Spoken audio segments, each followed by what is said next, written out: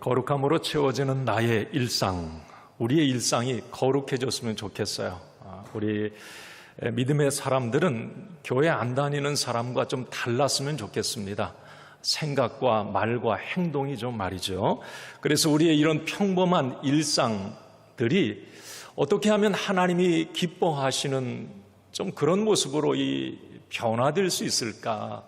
그래서 우리가 가장 우리의 일상과 익숙한 주제들을 지금 계속 나눠가고 있는데, 우리가 두 주일은 시간에 관해서 말씀을 나눴습니다.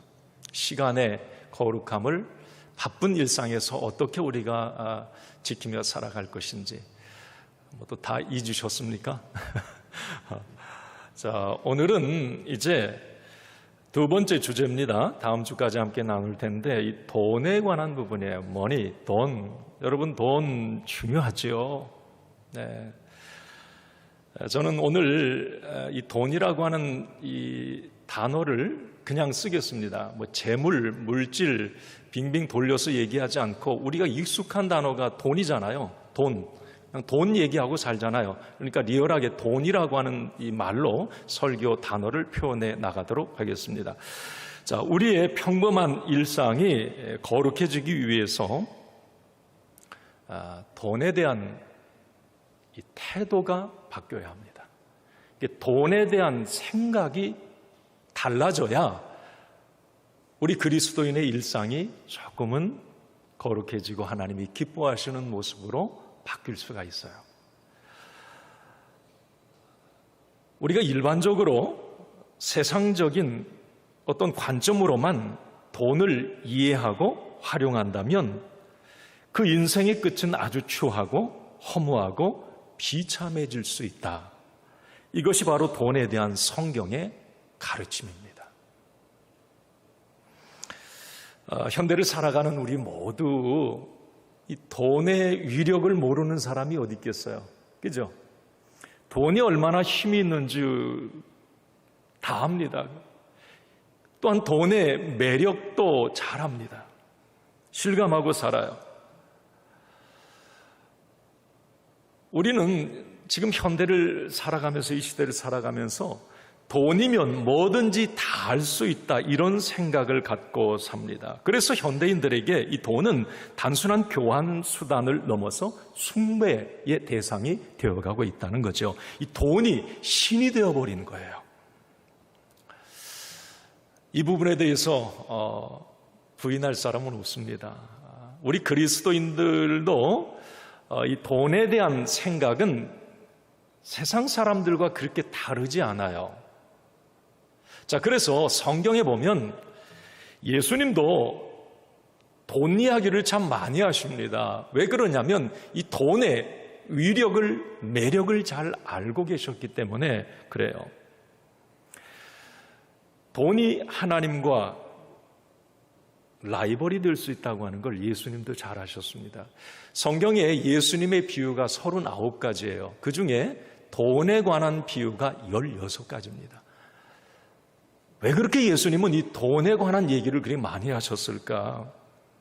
그것은 돈이라고 하는 것은 하나님의 자리를 대체할 수 있는 힘을 가지고 있다는 거예요. 예수님도 그걸 아셨어요.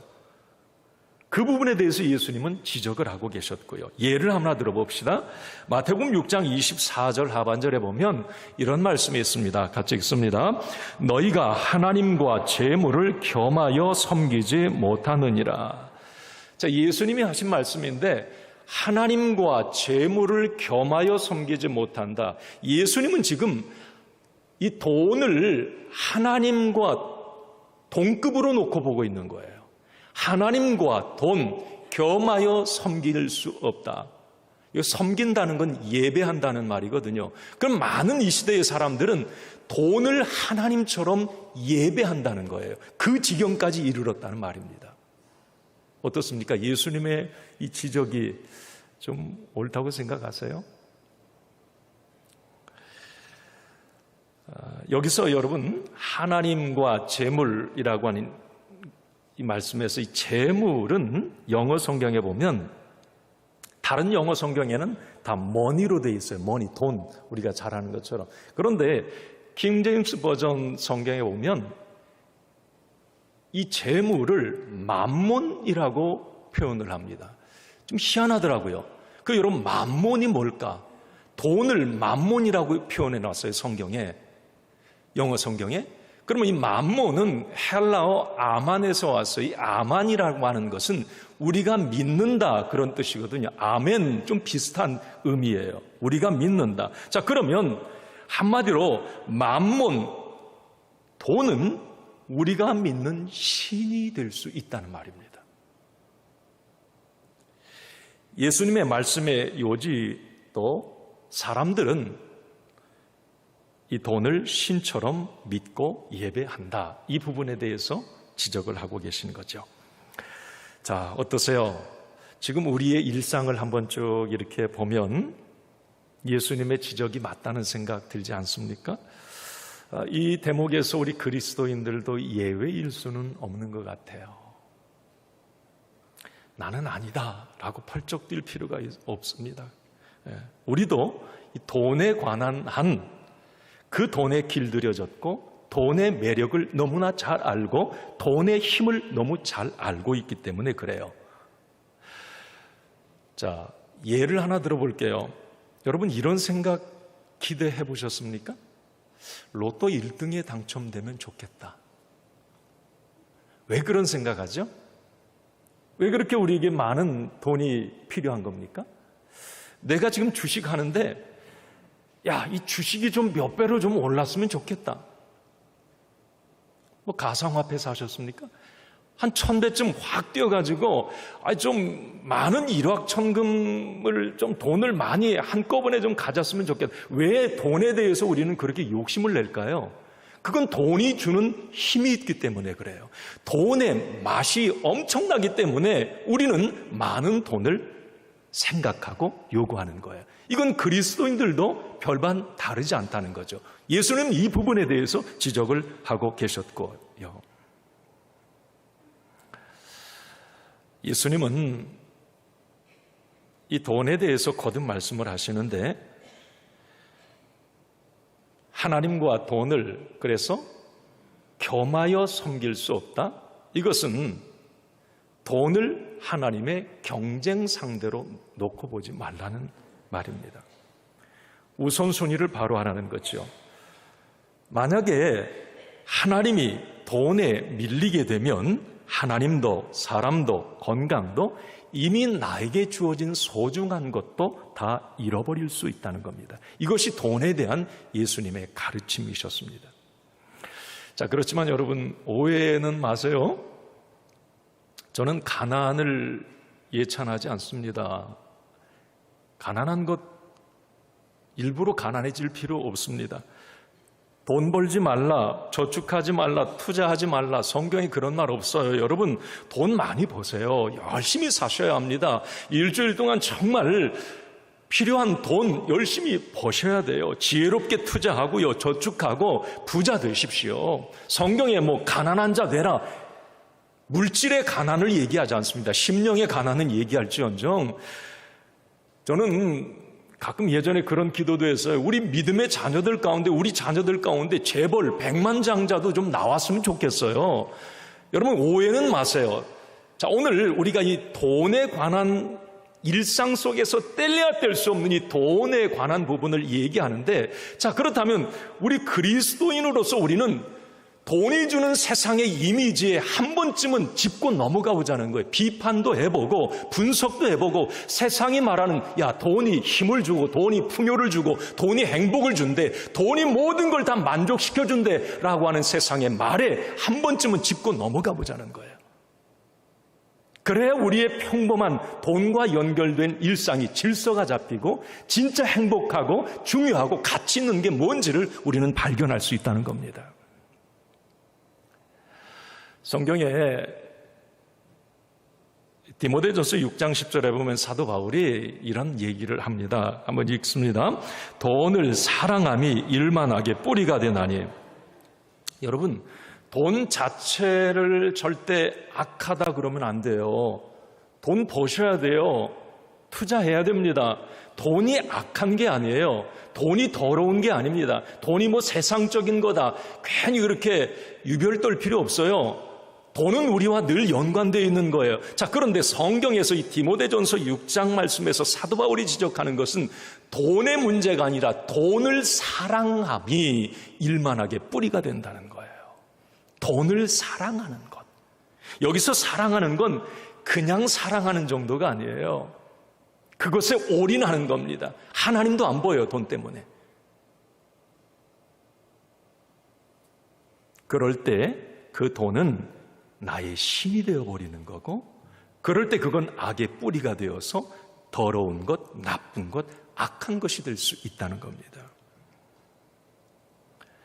이것은 돈의 문제가 아니라 그 돈을 대하는 태도, 돈에 대한 생각이 문제라는 거죠. 그래서 이 부분에 대해서 성경은 우리에게 말씀해요. 자, 그러면 한번, 우리가 늘 뭐 돈과 연관된 자본주의 사회를 살아가면서, 그러면 우리 그리스도인들은 이 돈에 대해서 어떤 생각을 좀 가져야 될까? 이 부분을 한번 우리가 생각해 보자는 거죠. 오늘 누가복음 12장 말씀을 읽으셨죠? 누가복음 12장이 오늘 보면 돈을 너무나 사랑했고 돈을 신처럼 섬겼던 한 부자 이야기를 하고 있습니다. 예수님이 비유를 들은 거예요. 일명 어리석은 부자 이야기입니다. 우리가 이 이야기의 내용은 잘 알아요. 자, 뭐 설명은 하지 않겠습니다. 17절, 18절, 19절에 쭉 여러분들이 눈으로 한번 스캔을 해보세요. 이렇게 읽어보면 이 부자가 혼자 독백, 심중에 말을 해요. 혼자 중얼거리는 거예요. 뭐라고? 자, 그 내용에 보면 내가 자기 자신을 계속 언급합니다. 6번이나 말을 해요. 뭐 한글 영어 성경에 보면 9번이 넘어요. 이게 내가, 그 무슨 거기 보냐면 17절에 보면 내가 곡식을 쌓아둘 곳이 없으니 어찌할까? 자, 그러면서 내 곡간, 내 모든 곡식, 내 물건, 내 영혼, 자꾸 자기 거라고 얘기를 해요. 지금 이 부자가. 여기서 우리가 이 부자가 모르는 것 두 가지가 있어요. 그걸 우리가 알아야 되는데, 하나는 자신에게 주어진 모든 것, 여기 본문 말씀에 풍성한 소출, 경제적 능력이 하나님이 주신 거라고 하는 걸 모르고 있다고 하는 것 하나. 이게 모든 지금 있는 건 내 거, 내가 가지고 있는 모든 건 내 거라고 하는 것. 두 번째는 가장 중요한 자신의 생명, 목숨이 하나님 것이라고 하는 걸 모르고 있다고 하는 것. 쉽게 말하면 내 인생은 나의 것. 많이 들어본 얘기죠. 내 인생은 나의 것. 지금 내 통장, 내 모든 것, 가지고 있는 것 다 내 거. 예수님은 오늘 결론 부분에 그렇게 말을 합니다. 예수님의 선언이었습니다. 어리석은 자요. 어렵습니까? 바보야. 이 바보야. 그 이야기였어요. 결론이. 왜 이 사람이 바보라고 예수님 말씀하셨을까요? 진짜 중요한 걸 모르고 있는 거예요. 지금 눈에 보여지는 자기 주변에 있는 모든 게 자기 중심입니다. 하나님이 없어요. 지금 모든 내 인생, 내 생명, 내 돈, 다 내 거예요, 내 거. 그것을 주신 하나님, 진짜 중요한 게 무엇인지를 이 부자는 놓치고 있는 거예요. 예수님은 그 부분에 대해서 지적하시면서 어리석은 자요, 바보, 그렇게 말을 합니다. 자, 우리는 오늘 이 이야기를 잘 알아요. 그런데 좀 객관화시켜서 사람들은 봅니다. 이건 남의 이야기지, 아니 성경의 그냥 부자 이야기지, 뭘 나하고 관계된 이야기야 라고 생각을 합니다. 그러나 여러분, 우리도 이 부자와 별반 다르지 않습니다. 여러분, 다 내 거라고 생각 안 합니까? 지금 주어진 거 다 내 거지. 자, 여러분, 오늘 부자가 바로 그런 모습이었어요. 오늘 예수님의 이 어리석은 부자의 비유의 목적은 돈에 대한 잘못된 태도를 교정하시기 위함이었습니다. 즉, 돈을 하나님 자리에 올려놓고 하나님과 라이벌로 생각하거나 심지어 돈으로 하나님까지 어떻게 해보겠다고 하는 어리석음을 지적하고 계신 겁니다. 오늘 예수님의 지적은 만몬의 시대를 살아가는 우리에게도 동일하게 적용되는 말씀입니다. 예수님의 이 비유의 결론은 이겁니다. 돈에 대한 생각을 내가 바로잡지 않으면 가장 중요한 것을 너는 잃을 수 있고, 그 돈 때문에 하나님도 가족도 형제도 친구도 자기 인생도 잃을 수 있음을 말하고 있는 겁니다. 결국 돈 때문에 망하는 인생이 될 수도 있다. 이것이 바로 오늘 예수님의 가르침입니다. 저는 오늘 예수님의 이 돈에 대한 말씀을 통해서 만몬의 시대를 살아가는 우리 그리스도인들이 돈이 주는 이미지에 대해서 한번 심각한 질문을 던져봤으면 좋겠어요. 그냥 맞아 뭐 교회 다니든 안 다니든 뭐 돈 다 중요하지. 맞아요, 중요한데 한 번쯤은 좀 질문 던져보자는 거죠. 돈이 우리에게 힘을 주고 진정한 풍요와 만족을 주는가?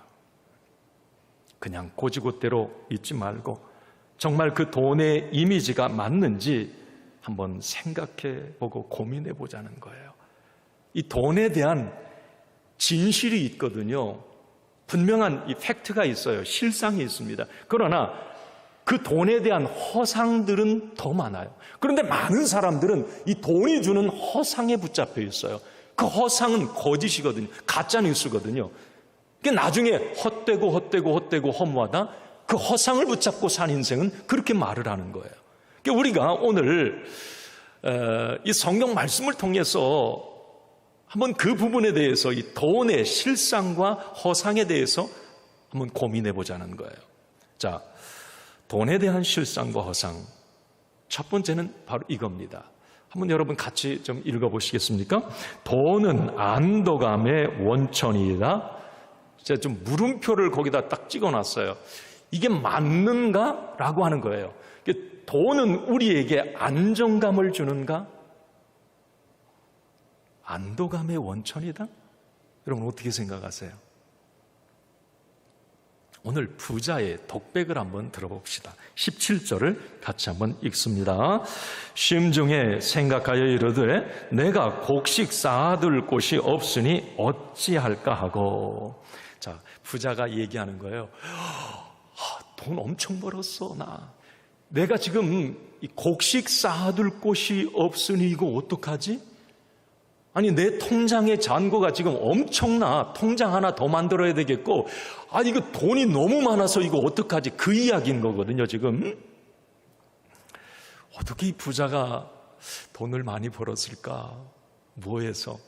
글쎄요, 뭐 열심히 투자하고 열심히 살았겠죠. 우리 흔히 그런 이야기들 저도 많이 들었어요. 저 먹을 것 안 먹고 쓸 것 안 쓰고 입을 것 안 입고 열심히 정말 평생 돈 모았어요.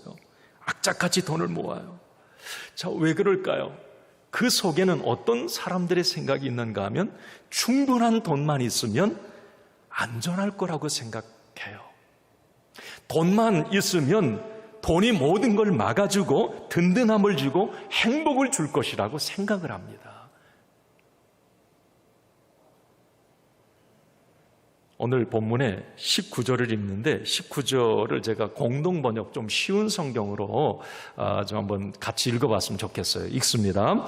그리고 내 영혼에게 말하리라. 영혼아, 많은 재산을 쌓아두었으니 너는 이제 몇 년 동안 걱정할 것이 없다. 그러니 실컷 쉬고 먹고 마시며 즐겨라 하고 말했다. 이 부자가 한 말이에요, 자기에게. 나 정말 곡간을 몇 개, 통장을 지금 몇 개 만들어서 불려놨어, 돈. 그러니 걱정할 필요가 없다. 이게 안심된다는 말이에요. 자, 오늘 17절과 19절 이 부자의 이야기에서 풍기는 뉘앙스는 뭔가? 그것은 이 부자는 그런 생각을 하고 있는 거예요. 돈이 자신의 모든 필요를 다 충족시켜 줄 수 있다 생각을 합니다. 그러니까 돈만 있으면 걱정도 염려도 없을 것이라고 생각을 해요. 아까 말하잖아요. 많은 재산을 쌓아두었으니 이제 걱정할 필요가 없다. 안심이 된다. 이 말이거든요. 돈 때문에 안도감을 느끼고 있어요. 어쩌면 이 부자는 하나님보다 돈이 자신에게 더 안도감을 주고 자신을 지켜주고 안전할 것이라고 확신을 하고 있는 겁니다. 돈을 하나님보다 더 의지하고 있는 거예요. 자, 이 부자에게 돈은 이미 신이 되어 있어요. 돈이 하나님과 싸워서 승리했습니다. 이 사람에게, 이 부자에게 지금 하나님은 좋은 분 맞지만 꼭 필요한 분은 아닙니다. 이 유대인은 오늘 하나님의 사람이에요. 자, 오늘 이 비유에서 등장하는 이 부자는 하나님을 믿는 사람이라니까 유대인이에요. 하나님을 잘 알고 있는 사람이에요. 자, 그렇다면 그런 생각을 해봅니다. 오늘 이 유대인이, 이 부자가 이렇게 돈을 피난처로 삼고 살아가는 이 부자의 평범한 일상은 어떨까? 그 생각을 제가 해봤어요. 어떨까요? 이 부자 한번 쭉 오늘 본문을 읽어보면서 야, 이 부자의 평범한 생활이 좀 어떨까? 자, 우선 저는 그런 생각을 해보았습니다. 이 부자가 하나님을 온 마음 다해 사랑할까? 자, 여러분 스스로 한번 답은 해보세요. 이 부자가 정말 하나님을 의지할까? 하나님 믿는 사람이에요, 이 사람. 그런데 저는 아니다라고 확실히 말할 수 있습니다. 이미 하나님은 돈에 밀려 있고요, 이 사람에게. 하나님의 능력이 하나님, 능력이 하나님이라고 말하지만 이 사람은 돈의 능력을 더 믿고 있습니다. 하나님에 대한 사랑은 돈 사랑에 밀려 있어요. 이 사람이 하나님을 제가 사랑합니다, 주님을 의지합니다 라고 말은 할 수 있지만 정말 그럴까? 의문을 품게 됩니다. 자, 그러면 이런 생각도 해봐요. 이 사람이 정말 하나님께 간절히 기도할까? 여러분 어떻게 생각하세요? 일용할 양식이 풍성하고 자신의 어떤 필요를 채워준다고 생각하는, 그렇게 믿고 있는 돈이 충분한데 기도할까? 우리가 주기도문 하잖아요. 오늘 일용할 양식을 주시옵고. 이 기도가 진짜 진심 어린 기도일까? 아니, 하나님께 필요한 것을 구하는 것보다 돈을 사용하여 필요를 채우는 편이 낫다고 생각할 거예요, 이 부자는. 왜? 이미 돈이 그의 가장 든든함이고 의지이고 안식처이니까. 하나님을 의지하고 절박하게 기도할 필요가 없는 거예요. 돈 쓰면 되는 겁니다. 따라서 예수님이 오늘 마태복음 6장 아까 말씀에 하나님과 재물을 겸하여 섬길 수 없다, 이 말이 팍 마음에 와닿는 거예요.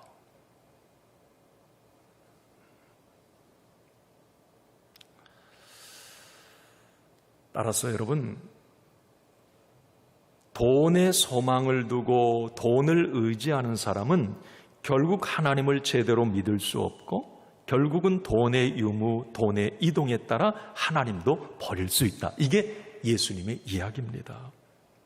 자, 여러분 한번 스스로에게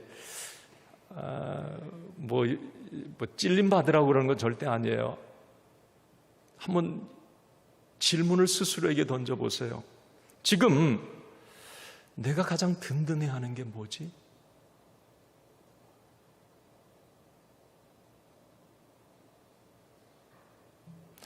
모든 상황 속에서 가장 의지가 되는 것, 힘이 되는 건 무엇일까?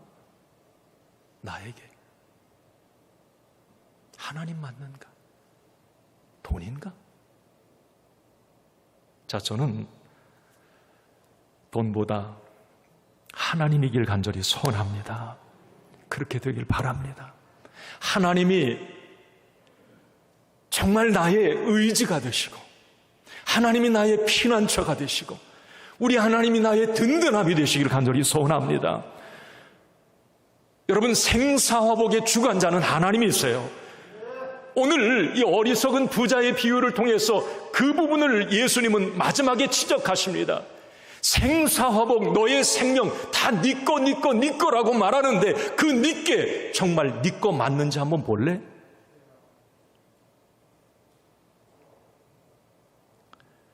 여러분, 인생의 피난처는 조세 피난처가 아니라 하나님이세요. 인생의 가장 안전한 곳은 돈의 그늘이 아니라 주의 날개 그늘 아래입니다. 이걸 잊지 마세요. 여러분, 성경에 이런 부분에 대해서 참 많이 얘기를 해요. 아까도 말씀드렸듯이 세상은 자꾸 돈의 이미지는 이게 안전한 곳이야, 이게 든든한 것이야, 이것만 있으면 너는 돼, 다 돼. 오늘 부자도 그런 생각을 했으니까요. 자, 그런데 다윗이라고 하는 사람 여러분 보세요. 그가 왕이었습니다. 그 당시에 다윗은 가장 큰 영토를 가지고 있었고요. 모든 사람의 부러움을 사는 힘을 가지고 있었어요.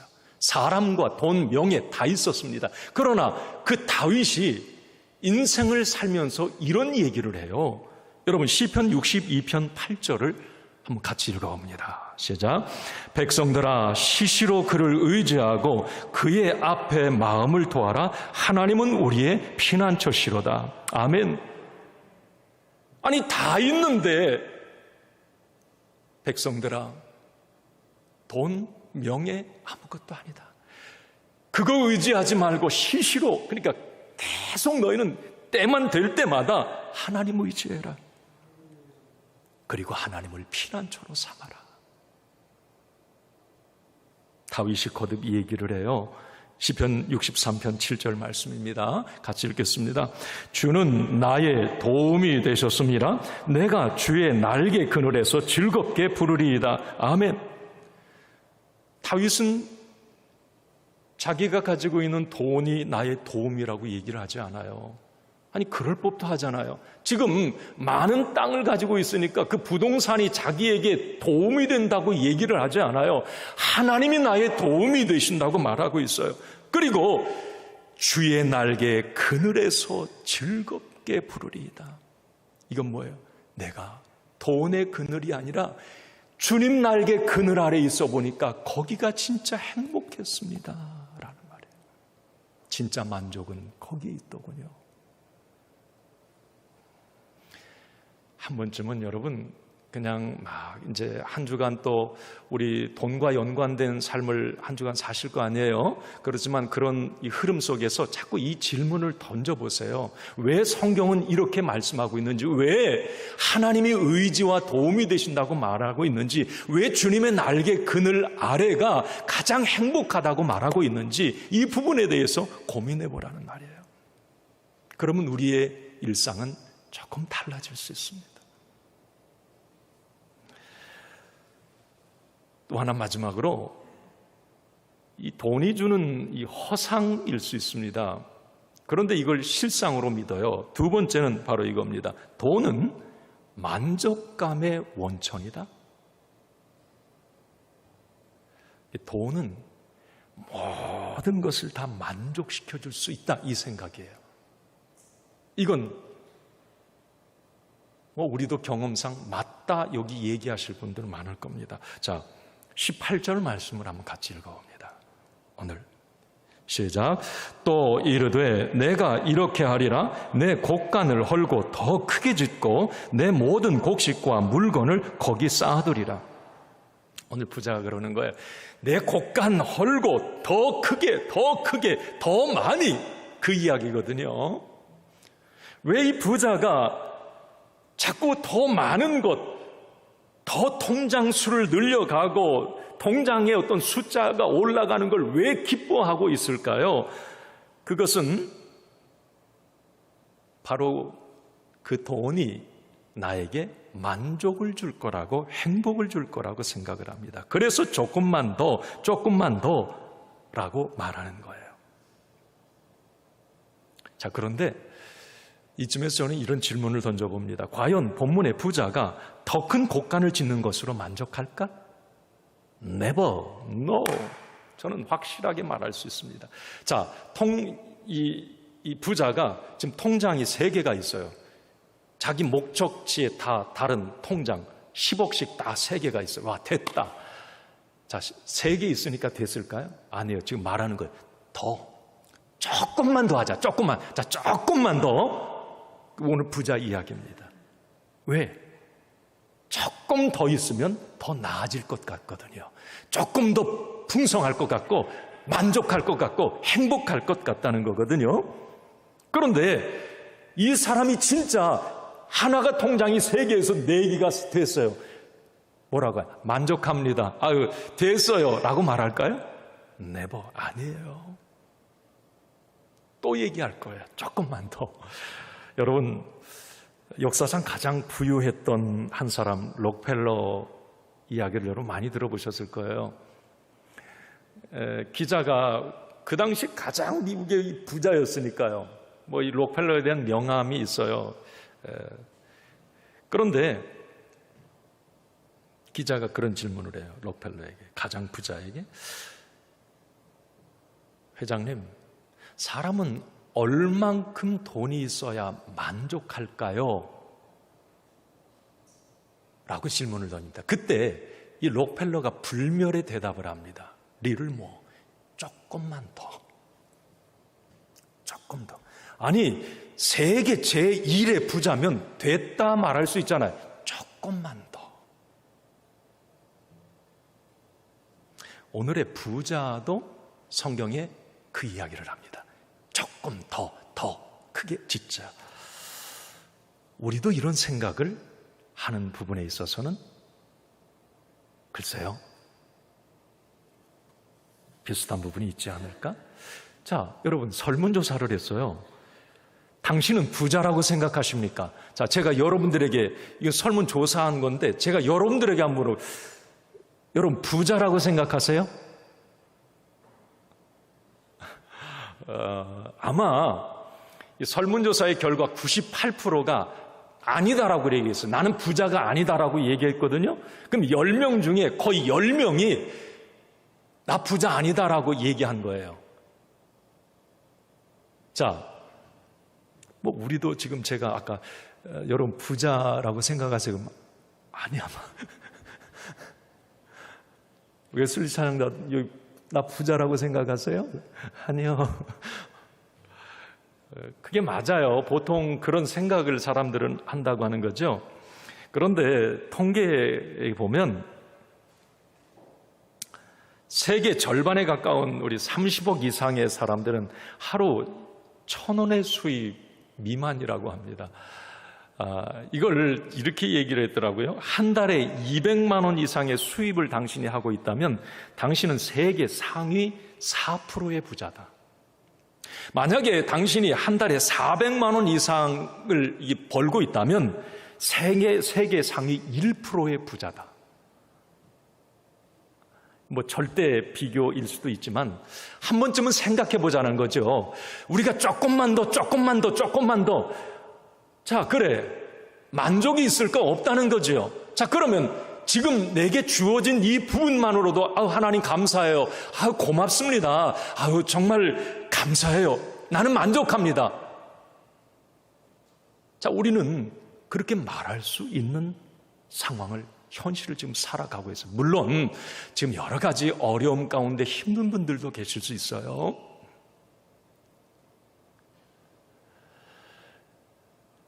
제가 이 글을 한번 그대로 인용을 해볼게요. 어느 책에서 발췌한 내용인데, 아무 걱정 없이 밥 3끼 먹을 수 있고, 가족의 생일잔치 할 수 있고, 가끔 외식할 수 있고, 자녀들 학교에, 학원까지 보낼 수 있고, 가끔 자녀들과 놀이동산에 갈 수 있고, 1년에 한 번 휴가를 갈 수 있고, 지금 살 집이 있고 차가 있다면 우리는 자타가 공인하는 부자다. 그냥 마음에 이렇게 와 닿더라고요. 조금만 더 하는 이 어떤 돈의 허상 속에 살아가는 우리들에게 뭔가 돌 하나를 던져주는 것 같아요. 여러분, 모든 사람은 이처럼 돈에 대한 만족을 모르는 욕구를 가지고 있습니다. 이건 예수 믿든 안 믿든 똑같아요. 이 욕구는 아무리 많은 돈을 가지고 있어도 돈에 대해서만은 절대 만족감을 느끼지 못하는 게 바로 우리 인간입니다.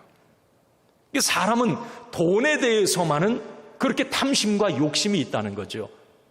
오늘 예수님도 돈과 재물을 같은 급으로 놓고 보는 거예요. 자, 그런데 이 부분에서 우리는 성경 인물 중에 가장 많은 돈을 가졌던 솔로몬의 고백을 한번 좀 들어봐야 됩니다. 전도서 5장 10절에 솔로몬이 이렇게 인생 말년에 자기가 한 말이에요. 자, 시작. 은을 사랑하는 자는 은으로 만족하지 못하고 풍요를 사랑하는 자는 소득으로 만족하지 아니하나니 이것도 헛되도다. 이게 솔로몬은 진짜 부자였어요. 성경에 솔로몬 성경의 3대 거부 중에 아마 1등이었을 거예요. 자, 그러면 그 솔로몬이 다 가져봤어요. 지금 다 있어. 그런데 그가 죽음을 앞두고 전도서 쓰잖아요. 그 시작부터 헛되니 모든 것이 헛되다라고 얘기를 해요. 그러면서 그가 한 말이에요. 내가 살아보니까 은으로, 절대 돈으로 만족감을 못 느꼈다는 거예요. 그 정도 가졌으면 만족하다, 됐다라고 말을 해야 되는데 솔로몬이 말하는 만족을 말할 수가 없다는 거예요. 아무리 많은 돈은 소득으로 만족하지 못했다는 거예요. 그러면 여러분, 진정한 만족, 행복은 어디에 있을까요? 이 부분에 대한 답은 바울이 우리에게 줍니다. 자, 사도 바울의 고백인데 빌립보서 4장 11절에서 13절입니다. 같이 한번 읽겠습니다. 내가 궁핍함으로 말하는 것이 아니니라. 이러한 어떠한 형편에든지 나는 자족하기를 배웠노니 나는 비천에 처할 줄도 알고 풍부에 처할 줄도 알아. 모든 일 곧 배부름과 배고픔과 풍부와 궁핍에 처할 줄 아는 일체의 비결을 배웠노라. 내게 능력 주시는 자 안에서 내가 모든 것을 할 수 있느니라. 아멘. 여러분, 빌립보서는 지금 바울이 감옥에 있을 때거든요. 감옥. 그럼 감옥에서 자기 지금 그 환경 처지 보면서 만족하다 말할 수 있습니까? 그러나 오늘 사도 바울은 그런 얘기를 합니다. 나는 기쁩니다. 만족합니다. 행복합니다. 여러분, 유대인 중에 바울만큼 잘난 사람 없어요. 그가 참수당하지 않았으면 학자들은 얘기합니다. 유대인의 왕이 됐을 거예요. 이 바울. 유대인 중에 유대인이었고요. 바리새인 학파의 리더가 될 자격을 충분히 가지고 있었습니다. 지식인 중에 지식인이었고 엘리트 중에 엘리트였고요. 로마의 시민권 가지고는 대단한 부자였습니다. 자, 그가 말을 합니다. 그 모든 것은 나에게 만족을 주지 못했다. 내게 능력 주시는 자, 그 하나님 안에 있을 때 나는 자족하기를 배웠고 나는 만족을 깨달았다는 거예요.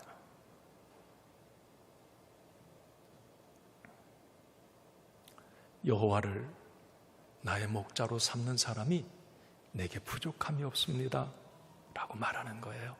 나 행복합니다. 주님 감사합니다.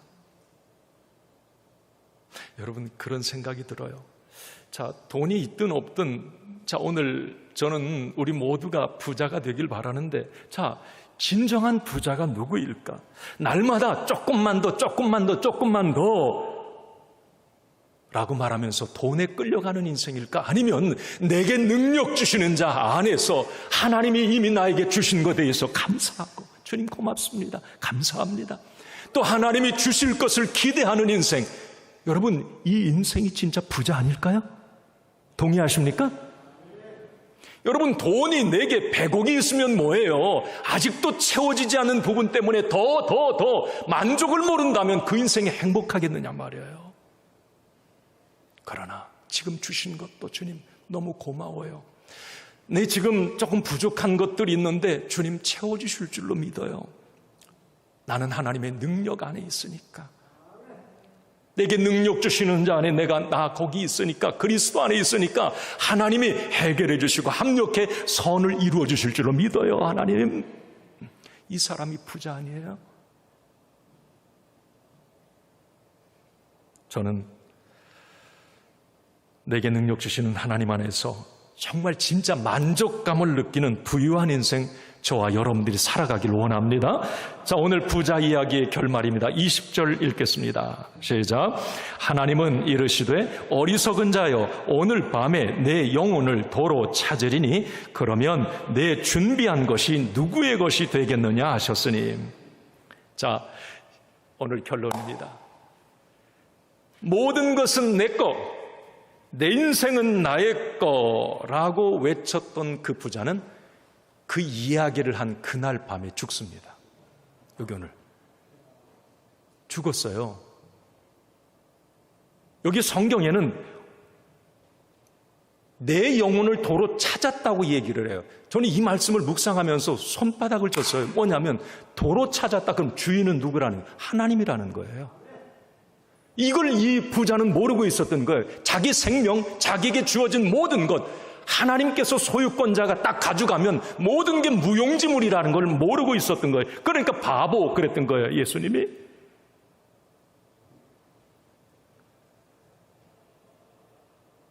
자신의 가장 안전한 피난처, 만족의 원천이라고 여겼던 돈은 그의 장례식 비용 이외에는 그에게 쓸모없는 것이 되고 말았습니다. 아마 부자는 하나님 대신 돈이 모든 것을 다 해주리라고 생각을 했었을 거예요. 그러나 생명의 소유권자이신 하나님 앞에 돈은 전혀 힘을 발휘하지 못했습니다. 저는 이 말씀을 이제 끝에 좀 와가지고 이렇게 묵상을 했어요. 그런 생각이 들더라고요. 이 부자가 죽는 찰나의 순간 어떤 생각을 했을까? 이게 궁금해지는 거예요. 여러분 한번 그 생각을. 이 부자는 지금 모든 건 내 거, 생명도 내 거. 자, 그런데 죽음 호흡이 끊어질 순간, 왔다 갔다 하는 그 찰나의 순간에 이 부자는 무슨 생각을 했을까? 돈, 과연 나에게 지금 힘을 주는가? 돈이 과연 나의 지금 가장 의지가 되는 안전한 피난처 맞는가? 아니, 한평생 돈에 올인하며 통장 잔고를 늘리는 기쁨으로 살았는데 지금 죽음의 찰나의 이 순간에 그 많은 돈이 나에게 무엇을 해줄 수 있지? 아마 자신과 같은 급이라고 생각했던 인생 선배 솔로몬, 왜 이 사람도 유대인이니까 다윗 솔로몬 잘 알았을 거예요. 이 잠언 전도서 시편 다 달달 외우고 있었을 겁니다. 아마 이 부자는 인생 선배 솔로몬의 얘기가 싹 지나가지 않았을까? 제가 그 솔로몬의 전도서 1장 9절에서 11절을 좀 쉬운 성경, 메시지 성경으로 옮겨 보았습니다. 우리 한번 이 부분을 읽어보시죠. 이게 솔로몬의 마지막 인생 숨 헐떡거릴 때 한 말이에요. 같이 읽습니다. 시작. 오, 얼마나 번창했던가. 나는 예루살렘에서 통치했던 그 어떤 선왕보다 압도적으로 우위에 있었다. 더욱이 나는 명석한 두뇌를 갖고 있었다. 내가 원하는 것은 다 가졌고 나 자신에게 어떤 것도 금하지 않았다. 모든 충동에 굴복했고 다 받아들였다. 내가 벌인 모든 일에서 그지없는 즐거움을 맛보았다. 그 다음 나는 내가 이룬 모든 일, 모든 땀방울과 노고를 찬찬히 들여다보았다. 연기요 허공에 침뱉기였다. 그 모든 일에는 아무 의미도 없었다. 아무 의미도. 전도서 1장 9절에서 10절을 좀 메시지 성경으로 옮겨 보았습니다. 가슴에 이렇게 와닿아요. 오늘 저는 이런 기도 해보면 어떨까요? 솔로몬이 그렇게 기도했어요. 이 기도하고 마칩니다. 같이 스크린 보여주세요. 읽습니다. 시작. 나를 가난하게도 마시옵고 부하게도 마옵시고 오직 필요한 양식으로 나를 먹이시옵소서. 혹 내가 배가 불러서 하나님을 모른다 여호와가 누구냐 할까 하오며 혹 내가 가난하여 도둑질하고 내 하나님의 이름을 욕되게 할까 두려워함이니이다.